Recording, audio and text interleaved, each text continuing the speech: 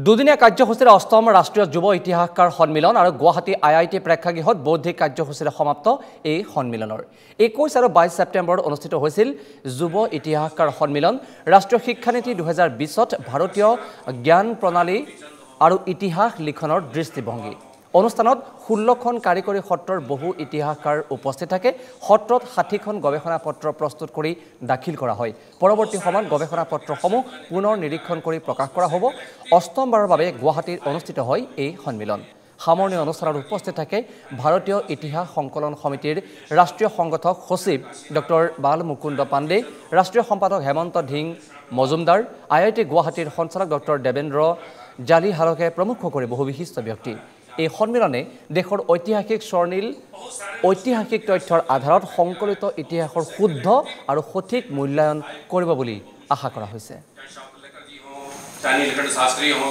चाहे KP जयसवाल हो चाहे काशीनाथ हो चाहे मोतीचंद हो चाहे राजेश्वर अग्रवाल हो बहुत सारी पुस्तकें हम लोग 1860 से 1960 के बीच के 18,000 पुस्तकों के करते हैं इतिहास संकलन योजना नतुन दिल्ली भारतीय इतिहास संकलन समिति Assam Indian Institute of Technology Guwahati यार सेंटर फॉर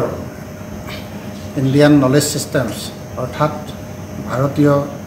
ज्ञान प्रणाली केन्द्र सहयोगिता जोआ कालिरे परा दुदिनियाके जी राष्ट्रीय आलोचना चक्र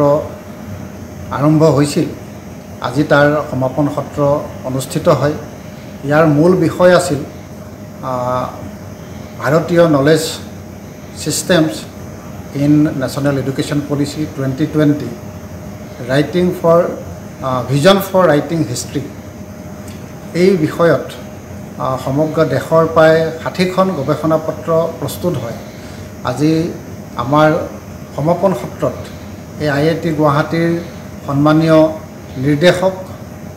प्रोफेसर देवेंद्र जालिहाल डांगरिया अखिल भारतीय इतिहास संकलन योजनार राष्ट्रीय संगठन सचिव डॉक्टर बालमुकुंद पांडे डांगरिया CIKSर हेड प्रोफेसर उदय शंकर दीक्षित जी प्रोफेसर सुकन्या शर्मा प्रोफेसर गजेंद्र अधिकारी के धरी बहु संख्यक समल व्यक्तिये इयात भाग लय এই গোটেই দুদিনীয়া ৰাষ্ট্ৰীয় আলোচনা চক্ৰত প্ৰায় 60খন